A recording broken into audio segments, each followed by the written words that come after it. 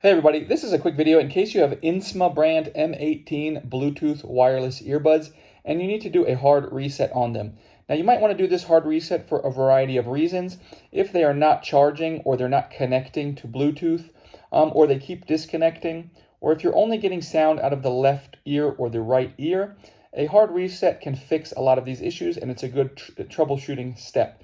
And it's pretty easy to do. Now, once you do this, just keep in mind you will need to reconnect them to whatever device you have.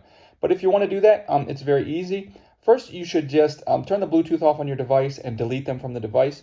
After you do that, with the earbuds as shown here in the case with it open, and they should be charging, so the little white charge light should be indicated. We're going to come in and simultaneously we're just going to double tap on the power button on each of the earbuds. Tap, tap. Once you do that, you can wait a second and then remove them both from the case. They will turn off and turn back on, and then they will try to pair again as a new set of earbuds.